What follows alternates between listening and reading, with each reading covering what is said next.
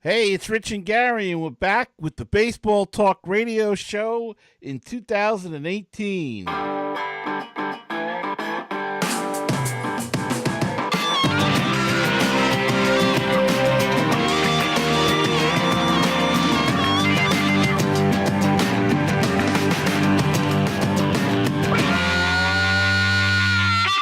And hello, everybody, and welcome back to the Baseball Talk Radio Show.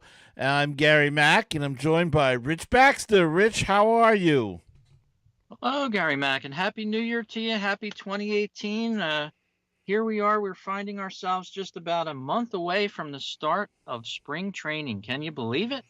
Wow, it's coming on fast, Rich, and still, though, not a lot of action going on. Uh, Nobody seems to be moving. Lorenzo Kane signed, but other than that, there's still tons of free agents out there. Yeah, yes, there is a whole lot of free agents, and we've seen this in the past. It's no big surprise if you're thinking about it. Uh, Spring training gets underway, not the season, but training gets underway in just a few weeks, generally around Valentine's Day. They'll be reporting down to Florida and out in Arizona, different clubs. I'm looking forward to it, Gary. I don't know about you, but we're having a little rain down where I live in South Jersey right now, but I'm really looking forward to the sunshine and the smells of baseball and spring training right around the corner. I'm with you. I can't wait. I had enough of this winter. It's just killing me, my arthritis and everything else. So I'm looking forward to some warm, hot weather and of course baseball. And we still got a ways to go, but we're getting a little rain here too. Better that than snow, I guess, at this point in time. But Rich, there is two. Well, there's another story, but the two big stories right now is one we've talked a little bit about, and that's the lack of action in the hot stove league. But of course, we just had the election of the Hall of Fame members this past week, and four new members to the Baseball Hall of Fame. Yeah, it's amazing. In the Philadelphia area, of course, where I'm from, the tri state area, the big news, of course, was Jim Tomei getting the bid there. And no surprise, really. Tomei is, to me, a guy that would represent the Hall of Fame well. He's been a great player over the years, both in the Midwest and also in the Philadelphia area. Of course, here the news has been how Charlie Manuel has been so pleased to hear him going into the Hall of Fame. And Charlie Manuel was always a big fan of Jim Tomei. He brought him to Philadelphia basically back in 2004 when the Phillies opened Citizens Bank Park, and he's a great player, good player to represent the Major League Baseball. Yes, certainly. And also Chipper Jones going in from the Atlanta Braves. You know how we hated him here in New York, but I think it was a grudgingly a hate love thing because we hated him because he killed the Mets, but you had to respect the guy and the talent that he had. Yeah, Chipper Jones, obviously one of the best players in the game at third base. He was anchored that team for the many years that they were owning the National League East. We can't lie about it. Mm-hmm. You've liked the Mets, I've liked the Phillies, and what do we remember about the '90s is the Atlanta Braves. They dominated the National League East for many years. Yes, certainly, and a lot of great players coming through. And he joined some of his former teammates with Maddox and Smoltz and Glavin, all going, all in the Hall of Fame now. And let's see who else we got. Vladimir Guerrero going in. Interesting though, he I thought he'd go in as an Expo, but he's going in as a California Angel. He says, or at least he'd like to. Guerrero, some major league hitter, had a gun in right field when he played. Um, just a great ball player. Yeah, Vlad Guerrero, the Gladiator, they used to call him when he played. And that's the interesting thing about some players that choose, which team they're going to represent when they go into the Hall of Fame. And I'm glad that he chose a team like California. Number one, because the Montreal Expos don't exist anymore. So he'd be wearing a team cap and a team jersey that unfortunately is no longer in existence in that town. So, you know, when you think about different players, different great players that played for the Expos, him being one, and then you have Pedro Martinez as well, used to play for the Expos. When they get to the Hall of Fame, certain players, they don't want to represent a team that is no longer in existence. Well, I'll tell you one thing. If that Montreal Expos, if they could have ever drawn and made money up there, they had some system. When you think of the guys that came through that team and played there and went on to have great major league careers, you mentioned Pedro Martinez, of course. We're talking about Vlad Guerrero now at the Hall of Fame, but there was so many others. Larry Walker, Andre Dawson, a Hall of Famer, Gary Carter, a Hall of Famer. Just the list goes on, and it's just incredible. And that's really something we can discuss another time. Getting Montreal back again, and we've discussed it in the past. But yeah, Vlad Guerrero, great. A great outfielder there, and another great Montreal Expo and a California Angel. And finally, this election, Trevor Hoffman is the fourth member going in. Of course, there's Mm. two others going in from the um, Veterans Committee, Jack Morris and Alan Trammell. But Trevor Hoffman, talk a little about Trevor Hoffman, the relief Yeah. pitcher. Yeah, Hoffman going in. Uh, bit of a, I don't know. How do you feel about him, Gary? I guess not too many relief pitchers make it into the Hall of Fame, so I guess that's a plus for him. Well, they're calling him a compiler, but you know, who's not in the Hall of Fame that isn't a bit of a compiler? I mean, you have to compile numbers to make it essentially. And did he hang on a year or two over just to get to a certain amount of numbers? I don't seem to remember that he did do that. I seem to remember he kept playing and was pretty consistent and pretty good right until the end. So I don't think I would consider a compiler, but look, I And, think and there has to be a certain amount of compilation done to be in the Hall of Fame. right, and by a compiler, you're saying that he had a lot of games. He was a great closer. He closed for the Padres for many years, and just a basic all-around great player. That might open the door to a few more closers coming down the road.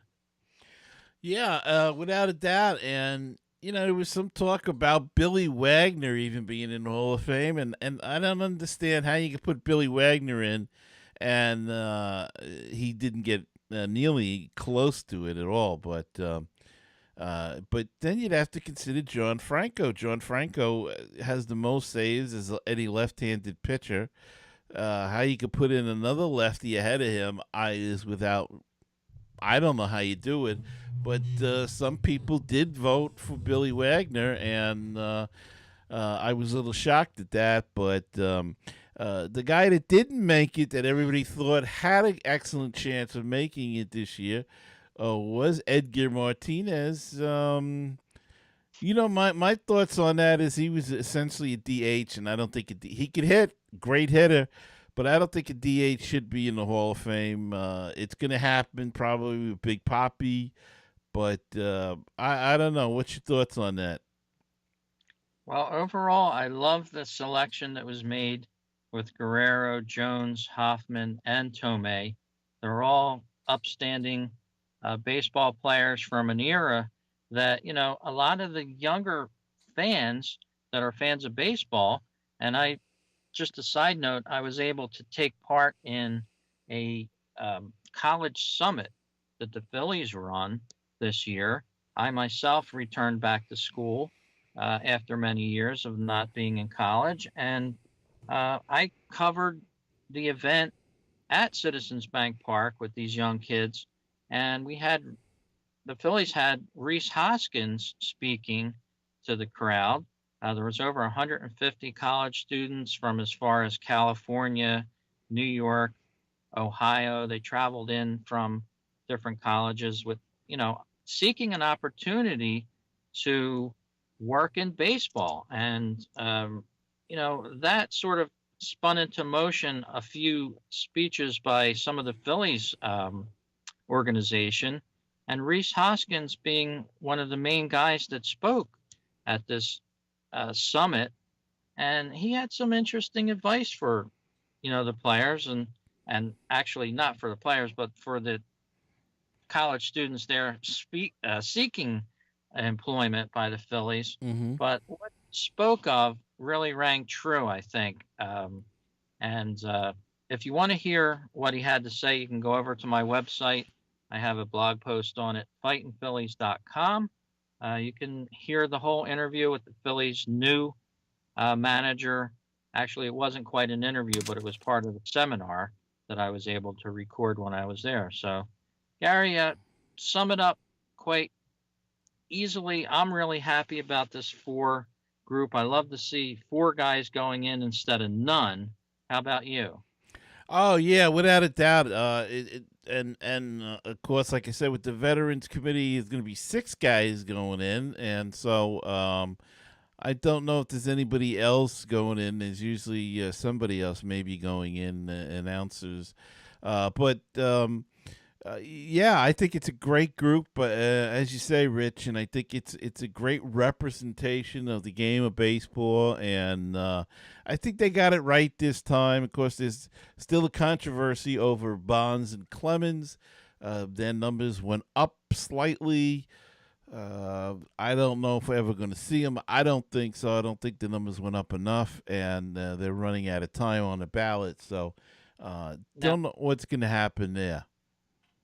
right. Now, to get back to my story about the college summit, I brought up Rice or Hoskins because Reese Hoskins, because he's not eligible to be Rookie of the Year this year for the Phillies. He played just a few games too many last year and didn't qualify. But for 2018, he can't even qualify to be Rookie of the Year. Some strange anomaly in which the Phillies played him. But he, of course, you remember, Gary, had 18 home runs in a very short amount of time Hmm. last year. And I think you're looking at, I'm going to call him early a future Hall of Famer for this team on the Phillies. I just have a feeling about Reese Hoskins as being a future Hall of Famer. Call me crazy, but I know he has a long career ahead of him. But I think we're looking at somebody great here that's going to be playing in 2018. Well, let's hope so. It's great to see these young guys come up. You know, we've got a bunch now in the game in both leagues. Aaron Judge and Bryce Harper and Machado and as you say, Hoskins and maybe from the Mets, Conforto somewhere down the line. You know, the game has to survive by putting new blood in, and that's exactly what they're doing. And it seems to be spread across the two leagues, and of course the whole Houston Astro team. Who can forget about that? But yeah, it's an interesting thing, and he is a talented guy, Hoskins, and looked good. And unfortunately, came up in a year with Cody Bellinger was in the National League and really looked good. So Yeah. kind of hurt him. But I Well, he guess was he'll be. brought up. Yeah, he was brought up a little later in the season as well. He didn't start out with the Phillies. He was brought in mid-season, so to speak, and he still had that great 18 home runs in what, 34 or 35 games. Yeah, yeah. Just got enough time though in to not qualify for the Rookie of the Year this year. But it's kind of a shame because it's only a one-time shot that you have at that. But I think most of these guys would rather be in the majors and worry about that at another time. Now you work towards the most valuable player. That's what you really want to do.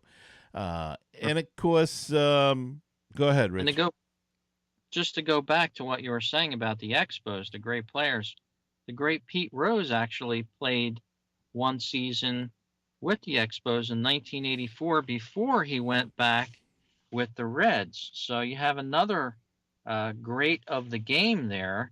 The Hit King also played for the Expos. Mm-hmm.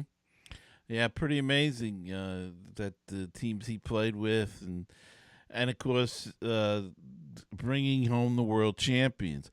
Well, Rich, there's another story that's been making the rounds, and it seems like the Players Association is not happy at all with the Miami Marlins and the Pittsburgh Pirates and what they are doing, selling off players. I don't know. This could be an interesting situation. Yeah, and I hadn't really looked into this too much. I'm not really familiar with it. I know McCutcheon is no longer on the Pirates. Um, I don't know. Maybe they're on a rebuild.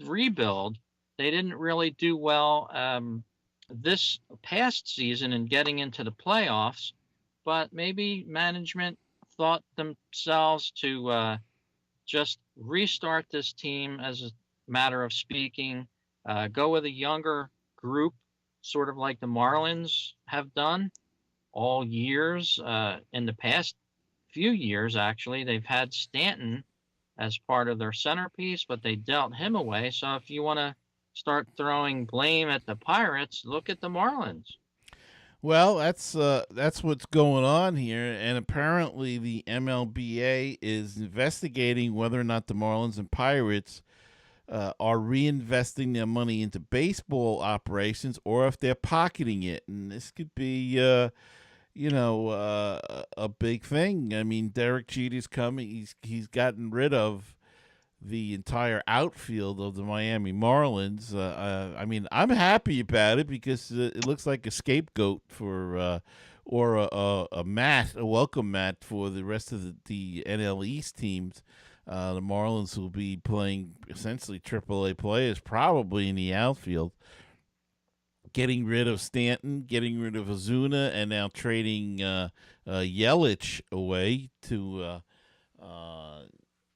clear payroll. He says they want to get down the budget in line, and the MLBA PA is just concerned that they're going to pocket this money and not put it back into the team. And the same thing with Pittsburgh. But Pittsburgh, they got rid of Cole and they got rid of McCutcheon, but I think it's more. I'd be more apt to look into Marlins than I would Pittsburgh because Pittsburgh is a small market team, and they just like you say. I think they're looking to rebuild. Exactly, and they don't necessarily want to charge their fans the prices that you know are charged in New York. They're a small market team, similar to the Phillies. The Phillies, believe it or not, were in the World Series in '08 and '09, but they even have a newer stadium and they didn't follow the mold of the Mets. Now, I used to go to Shea Stadium to see a game. I could sit from first to third or behind the plate a few times for under $100. But now try to go to Citi Field and do that, and you just can't. There's no way you can do that. But in markets like Philadelphia, like Pittsburgh, you can still go and see a game from first to third. You may pay $100 for a seat, but you're not going to pay what you pay in the metropolitan areas of New York, Los Angeles, probably even the Cubs. I haven't really priced Cubs Mm-hmm. tickets out recently, but these markets have to pay attention to the ticket buying public that are buying these tickets as well. Yeah, without a doubt. Um, the best thing to do when you're going to City Field, you got to go during the week, go to a night game during the week, and you get good price tickets or take advantage. There are different things out there. McDonald's sometimes runs special ads Sure. you have to take advantage of. Buy one get one of those kind of deals. And the Mets do sometimes too. The couple years ago I went, they had a strikeout deal. If how many strikeouts the pitchers had between when they were on a road trip, I think. And it just Mhm. so happened that they were striking out a lot of guys, and I got tickets at ridiculously low prices. So Look at you have to and look for those look kind of things. sure, and look at Miami. Miami, at least when the Phillies go in, and I'm sure when the Mets go down there to play the Marlins, even when they had Stanton, you had 9,000 fans at most, maybe 10,000 fans at most. You've got a brand new $1 billion stadium, state of the art stadium down there. They have to reinvent ways to get fans into that stadium. And that's what I think you'll see Derek Jeter doing. He understands baseball, he understands how you're going to bring fans back to a ball club. And I think you're going to see a lot more fans in the down in Miami this year, and they've dealt Mike Stanton or Giancarlo Stanton away, their centerpiece, quote unquote. And maybe he's going to bring some fun back into baseball down there. I think he's a guy that's going to reinvent the market down in Miami, and he's going to show Major League Baseball that he's a success as he was on the field in bringing in fans back to baseball in Miami. Well, we'll have to see how that all is going to play out. There's even a rumor now that he's trying to get rid of the home run sculpture as well. So I don't know. That's the one fun thing in that ballpark. And as you say, when they don't draw much, and when the Phillies or the Mets go down there, there's a lot of Mets and Phillies fans. The majority of the fans are probably Mets and Phillies fans. So how he's going Yeah. to bring people in is we'll see how that works out. But Well, I call me bullish on the Marlins, but I think he's going to come up and the Marlins new organization. They have new ownership down there. I think they're going to mold it somewhere along the lines of um, a AAA club. Have interesting promotions down there. You're going to bring people into the game, maybe not charge them an arm and a leg to start off. I know down there they have a lot of difficulties with parking. Maybe they're going to have more bus trips, that sort of thing, right into the park from the neighborhoods. They need to bring in people from the neighborhoods of Miami and Fort Lauderdale. That whole area is teeming with people. I've talked to a lot of people that say the traffic is terrible down there. It's hmm, almost like New York. hmm.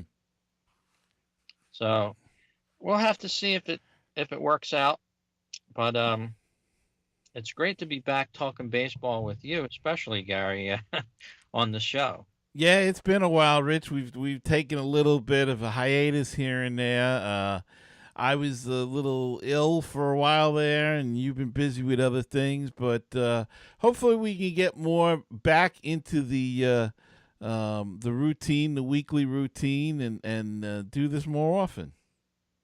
Sure, I'm thinking we're going to be back on a better schedule with this. We did take some time off. You've had some things going on. I've had some things going on, and we thank our listeners for writing us, asking us when we'll be back on the show. And Gary, I think for the first time in many years, I'm going to be able to do a show from the Grapefruit League down in Florida. I'll be heading down to spring training this year, without a doubt, and it'll be interesting. I'll be seeing a couple games down there. Hopefully, a Phillies game, maybe even a Mets game. So, absolutely, we'll be doing some shows, and I'll be able to report what I see from spring training. Well, that'll be just great, Rich, and shoot some videos, and maybe you even get a press pass there and get some interviews that we can play on the show. And we got to get that Skype working on that telephone, so we can see that handsome face of yours. Well, yeah, I'm trying out, road type of reporting, so to speak, or podcasting. So it works for me right now, and you do a great job there in your studio of putting it all together. So thank you, and thank the listeners for staying with us. And thank you without a doubt, Rich. And I hope that they'll check out the website baseballtalkradio.com and check out all the fine shows on there. And if you'd like to be helpful to the show, go check out our Patreon page and maybe sign up to be a sponsor of a patron of the show. We could certainly use it, and maybe it'll pay for. We could raise some money to pay for Rich's hotel room for a night or so. Or pay for my meals down there. How about a coffee, a little Denny's? I even have coupons. So if you could send us a $2, a $3 donation, send Rich on the road to Denny's or Perkins down there.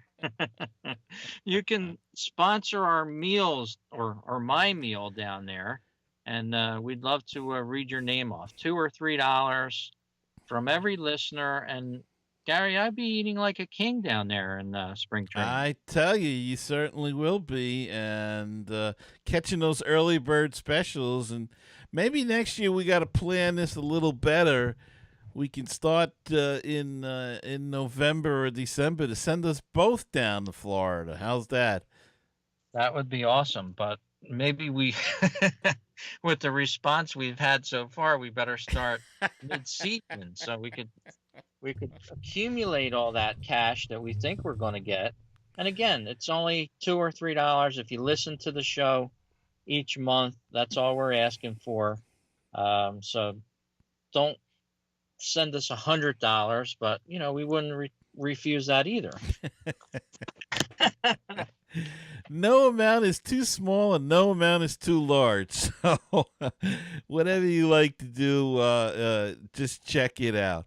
All right, Rich. So you're on the road again, and we got to wrap this up. So I'll talk to you soon, and we'll talk to the folks again soon. All right, Gary, you have a nice day, and look forward to our next podcast next week, and we'll have a lot more talk about spring training and baseball Hall of Fame election, all that good stuff. Can't wait. And maybe there'll be some more action on the front. Maybe some trades will be made. All right, folks. So until the next time, have a great week, and we'll talk to you soon.